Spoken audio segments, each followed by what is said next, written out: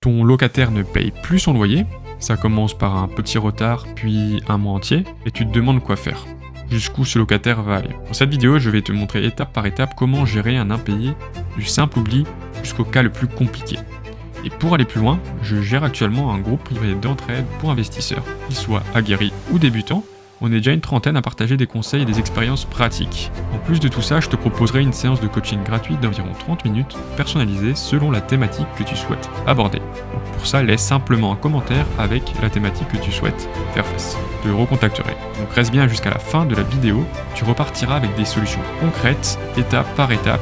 Chaque étape est importante et la dernière va être la plus compliquée à traiter, mais celle qui doit être la mieux cadrée. Ici, tu es sur la chaîne Dis-moi avec David et je te souhaite la bienvenue dans cette vidéo qui aura pour objectif d'aborder quoi faire en cas d'impayé.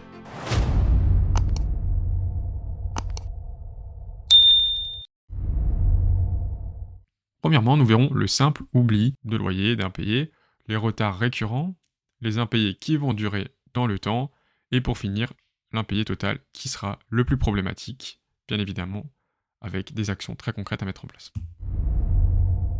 Le simple oubli ou la problématique ponctuelle. Donc cette situation, de base, en fait, c'est que le locataire a juste oublié de payer, n'a pas mis en place un échéancier automatique, ou tout simplement fait face à un gros pépin financier ponctuel.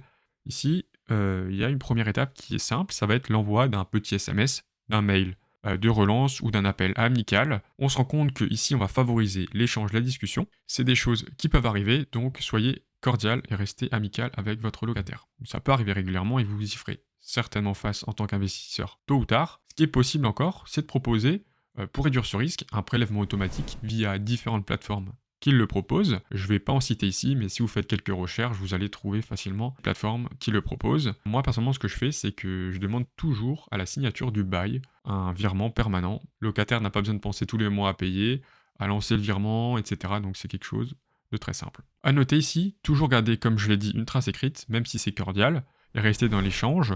Ne soyez pas incriminants. Essayez d'être ici en position de trouver des solutions et d'être arrangeant avec le locataire. Pour ce qui est des retards maintenant récurrents, donc la situation c'est que le locataire paye, mais est toujours en retard, et ça commence à nous poser certaines problématiques parce qu'on est toujours à relancer, on a une certaine routine qui se met en place. Ici l'objectif c'est de comprendre qu'est-ce qui se passe, donc il y a peut-être un défaut de paiement pour la raison pu établir avec le locataire, donc on a ciblé la raison.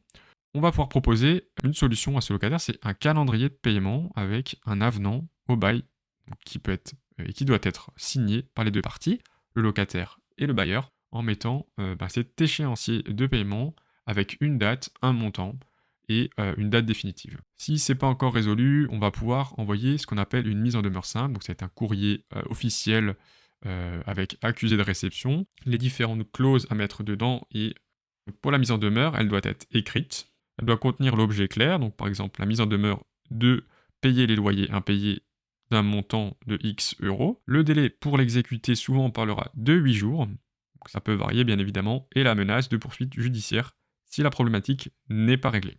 Vous pouvez ajouter à cela une clause pénale dans le bail si c'est accepté, qui prévoit des frais en cas de retard à répéter. Ça vient responsabiliser le locataire en plus, et ça viendra argumenter votre dossier en cas d'impayé total, par exemple. Donc ici, on parle souvent de 10% du montant des sommes dues, avec un minimum de 30 € par échéance impayée, par exemple. C'est un exemple.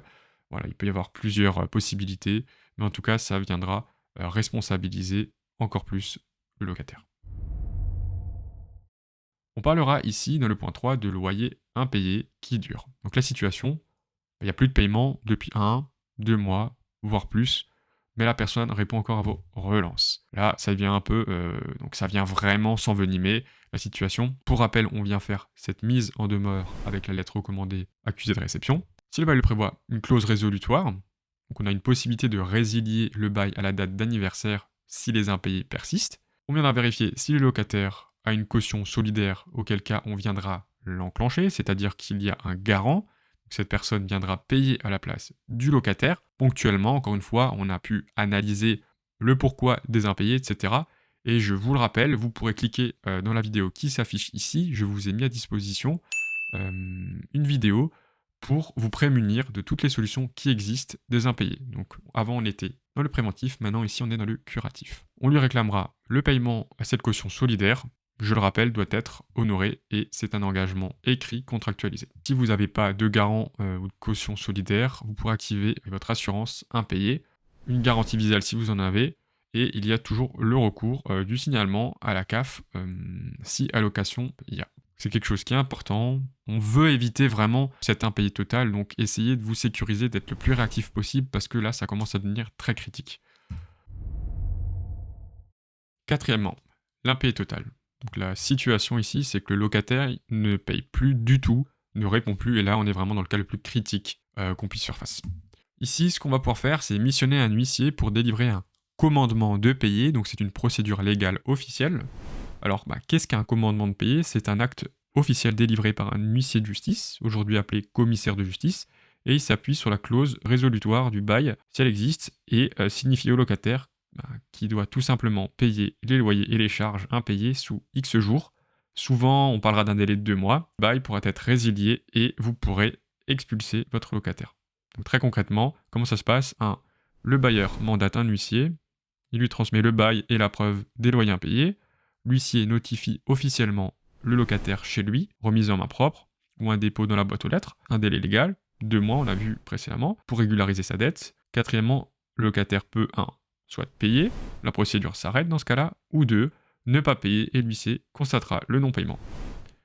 Et après ce délai, qu'est-ce qui se passera? Donc si le locataire n'a toujours pas payé, le bailleur peut saisir le tribunal judiciaire pour demander, d'une part, la résolution du bail, ensuite l'expulsion du locataire et le paiement des sommes dues. Le juge peut parfois accorder un délai de grâce au locataire jusqu'à 3 ans, il faut le savoir, s'il prouve des vraies difficultés temporaires de payer. Alors pourquoi c'est important? Sans commandement de payer, tu ne pourras pas lancer la procédure d'expulsion et c'est l'acte qui déclenche officiellement la mécanique juridique en cas de loyer impayé. Donc en résumé, le commandement de paiement, en fait, c'est un commandement de payer par un huissier, l'étape obligatoire entre un simple retard de loyer et la procédure judiciaire d'expulsion.